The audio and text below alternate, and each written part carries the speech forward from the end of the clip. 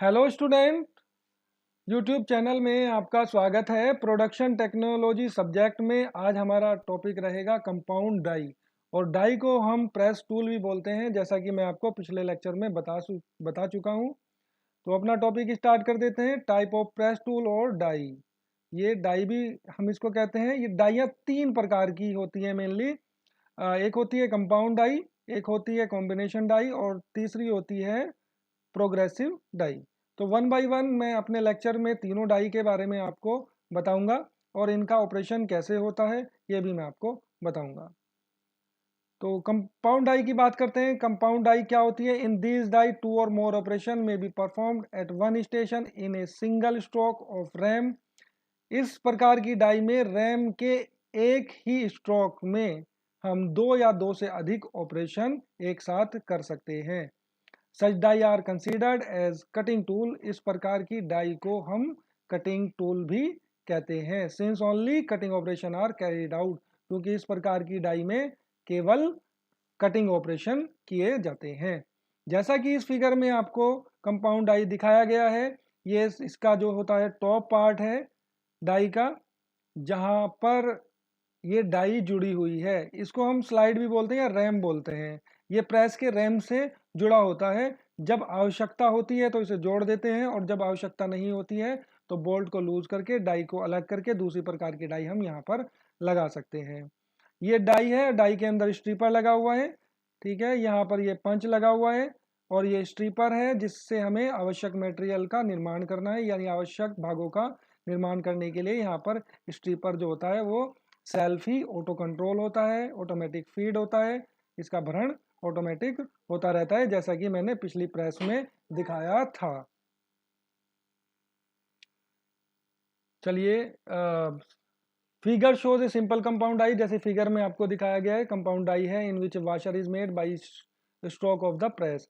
इसमें प्रेस के स्ट्रोक में एक वाशर को बनते हुए दिखाया गया है, जैसा कि आपने पीछे फिगर में देखा था। मैं एक बार और आपको दिखा देता हूँ यहाँ पर। तो वाशर कैसे बनता है, यहाँ पर देखिएगा आप, ऊपर साइड में ये स्ट्रीपर लगा हुआ है और ये एक ऊपर यहाँ डाई है। ये डाई क्या करती है? डाई यहाँ पर जब नीचे की ओर आती है तो इस स्ट्रिप को होल्ड कर लेती है। यहाँ पर जैसे मैंने दिखाया हुआ है, ये डाई ऊपर वाली डाई, जिसमें यहाँ पर ये एक पंच लगा हुआ है और पंच किसके अराउंड है? पंच के अराउंड जहाँ यहाँ पर स्ट्रीपर है। तो यहाँ पर देखिए, इस आउटर जो डाई है, इस डाई ने स्ट्रीपर को जो नीचे प्रेशर पैड है इसके बीच में होल्ड कर लिया है। तो सबसे पहले काम क्या होता है? जब रैम नीचे की ओर आती है, ये रैम नीचे की ओर जाएगी तो ये क्या करेगी? इस स्ट्रिप को, यानी जब metal which have to be cut, जिसको काटना है, ये वो स्ट्रिप है मेटल, ये इसे कह सकते हैं शीट मेटल। और इसको ये सबसे पहले क्या करेगी? होल्ड कर लेगी। होल्ड करने के बाद क्या होगा? यहाँ पर नीचे से, ये आप देख रहे हो, इसका नाम दिया हमने डाई एंड पंच। ठीक है, इसमें क्या है? ये एक डाई भी है और एक पंच का काम भी करती है। कैसे कम? क्योंकि इसमें क्या होता है, इसकी जो आउटर और इनर एज होती है, नीचे वाला जिसको हमने डाई और पंच कहा है, इसकी आउटर और इनर एज दोनों में शार्प एजेस होती हैं, यानी एक तरह से काटने वाली कोरे होती हैं। ये नीचे वाली, जहां पर मेरा आप ये कर्सर देख रहे हो, यहाँ पर इस डाई में ये वाला जो पोर्शन है, इसका आउटर जो डायमीटर होता है और इनर डायमीटर होता है, दोनों में शार्प एजेस होती हैं। तो जब ये ऊपर वाली जो यहाँ पर आप देख रहे हो स्ट्रिपर, ये और ये डाई दोनों, और नीचे वाला ये प्रेशर पैड और ये नीचे डाई एंड पंच, ये सब क्या करते हैं मिलकर एक साथ? सबसे पहले इस स्ट्रिप को होल्ड कर लेते हैं। उसके बाद क्या होता है, जब हम और इसके बाद में प्रेस के रैम को नीचे की ओर पुश करते हैं तो ये वाला जो सिरा होता है ये फिक्स होता है और ये वाला फ्लेक्सिबल होता है, ये ऊपर की ओर मूव कर सकता है। जैसा आप देख रहे हो यहाँ पर रिटर्निंग स्प्रिंग लगा हुआ है जो कि पंच के अराउंड है। तो पंच का क्या कार्य होता है? पंचिंग का, यानी होल निर्माण का। तो ये क्या करता है? ये शीट से ये ऊपर की ओर चला जाता है। तो देख सकते हैं आप, ये सिरा जो है ऊपर की ओर मूव कर गया है और ये जो पंच होता है ये फिक्स होता है, ये अपनी जगह से नहीं मूव कर सकता। ये क्या करता है? ये जो शीट है इसमें एक इनर होल बना देता है। तो इस पंच और यहाँ पर जो डाई है उसके इनर में जो कोर होती है उससे यहाँ पर एक होल बन जाता है, और यहाँ पर देख सकते हैं आप, ये जो होल बना है ये इसने स्क्रैप बना दिया है यहाँ पर। और यहाँ पर जो ये डाई है और ये पंच है, ये पंच क्या है, ये ब्लैंकिंग पंच बोलेंगे हम इसको, क्योंकि ब्लैंकिंग पंच, ब्लैंकिंग क्या होता है, जो सॉरी, शीट से काटा गया वो हिस्सा होता है जो हमें यूटिलाइज करना है।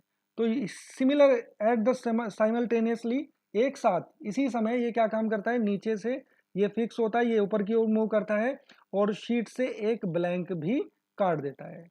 तो यहाँ पर क्या होता है, शीट से एक ब्लैंक भी काट देता है, इसकी जो शेप होती है वो राउंड होती है, राउंड है तो राउंड ही शेप बनेगी, यानी यहाँ पर क्या होता है, एक वाशर तैयार हो जाता है गोल शेप में। मैं आपको दिखा देता हूँ किस तरह की शेप में मैं बनाकर आपको दिखा रहा हूँ। तो यहाँ पर सबसे पहले क्या होगा, ये ब्लैंकिंग पंच क्या करेगा, एक ब्लैंक काट देगा, उसी के साथ साथ में यहाँ पर जो ये पंच है ये इसके बीच में एक होल क्रिएट कर देगा ये। तो इस प्रकार ये क्या बन जाता है, एक वॉशर तैयार हो जाता है। और ये यहाँ पर आपको दिखाया गया है, यहाँ पर स्ट्रैप, ये जो स्क्रैप है वो यहाँ से निकल रहा है। अब ये वाला जो सिरा है ये नीचे की ओर मूव करना है, यहाँ पर स्प्रिंग लगा हुआ है, जो प्रेशर पैड है ये साइमल्टेनियसली साथ साथ में ही नीचे की ओर मूव करती है। जैसे ये वाला सिरा ऊपर की ओर मूव करेगा तो प्रेशर पैड क्या होती है, नीचे की ओर मूव करती है। और इस तरह से एक कंपाउंड डाई का पूरा ये ऑपरेशन मैंने आपको बता दिया। तो इसी तरह से आपको जो ऑपरेशन जैसे जैसे मैंने बताया आपको, ऐसे ही ऐसे आपको एग्जाम सॉरी एग्जाम में लिखना है कि यहाँ पर जो होता है रैम के स्लाइड से या पंच जुड़ा होता है। पंच में क्या होता है, यहाँ पर एक डाई जुड़ी होती है, डाई से पंच जुड़ा होता है।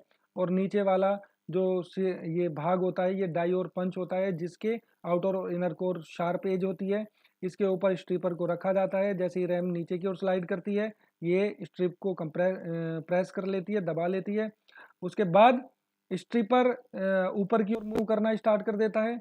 अब इसी स्ट्रिपर का क्या यूज़ होता है, मैं ये और बता दूं, यहाँ पर जो स्ट्रिपर है इसका एक और यूज़ है, वो क्या है कि ये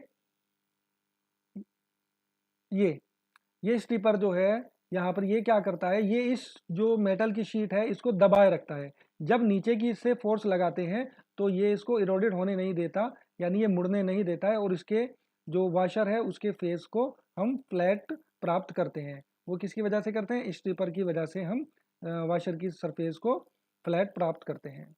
चलिए अब आगे बढ़ते हैं। The washer is produced by simultaneously blanking and piercing operation. जैसा कि मैंने बताया है कि वाशर जब प्रोड्यूस होता है ये एक साथ दो दो संक्रियाएं होती हैं, ब्लैंकिंग और पियर्सिंग दोनों एक साथ की होती हैं। ये मैंने लिखा है। Compound dies are more accurate and economical in production as compare to single operation die. अगर हम सिंगल ऑपरेशन जिस डाई से केवल एक प्रक्रिया एक टाइम में हो, अगर वो यूज़ करेंगे तो इससे हमें बहुत टाइम लगेगा। लेकिन कंपाउंड डाई से अगर हम वर्क करते हैं तो यहाँ ये मोर एक्यूरेट होता है, परिशुद्ध होता है और किफ़ायती भी होता है, यानी इकोनॉमिकल, यानी जो प्रोडक्शन की कॉस्ट आएगी वो कम आती है। क्योंकि अगर आप पहले पंचिंग करें फिर उस पार्ट पर आप ब्लैंकिंग करें तो इसमें 1 बाय 1 ऑपरेशन करेंगे तो उसमें काफ़ी टाइम लगेगा, जो कि प्रोडक्ट की कॉस्ट को इफेक्ट करता है। Simultaneous blanking and piercing is achieved by providing blanking and piercing element in both the member of die, the upper and the lower member of die। Die के दोनों भागों में ब्लैंकिंग और piercing अवयव द्वारा ब्लैंकिंग और पियर्सिंग दोनों संक्रियाएं एक साथ की जाती हैं। अर्थात डाई के ऊपरी और निचले भागों में दोनों में क्या होता है, एक में पंचिंग अवयव होता है या पियर्सिंग बोल सकते हैं, और एक ब्लैंकिंग अवयव होता है। जो मैंने बताया आपको, नीचे वाला ब्लैंकिंग अवयव होता है और ऊपर वाला पियर्सिंग अवयव होता है। These elements are set exactly opposite to each other so that piercing punch act in the opposite direction with respect to the blanking punch। ये दोनों पंच एक दूसरे से अपोजिट डायरेक्शन में होते हैं। अगर ऊपर पंच लगा है तो नीचे ब्लैंकिंग होगा, ऊपर ब्लैंकिंग है तो नीचे पियर्सिंग होगा। पियर्सिंग या punching, we can say piercing as punching. तो इन अवयवों को एक दूसरे के विपरीत स्थापित किया जाता है ताकि पियर्सिंग पंच ब्लैंकिंग पंच के सापेक्ष विपरीत दिशा में कार्य करे। Compound die are slow in operation but give close tolerance on work piece. ये डाइयाँ ऑपरेशन में थोड़ी धीमी होती हैं, लेकिन जो वर्क पीस इनसे मिलता है उसकी विमीय परिशुद्धता उच्च होती है। अच्छी विमीय परिशुद्धता का कंपोनेंट इससे मिलता है। The flatness of the blank is achieved during cutting operation by knockout plate.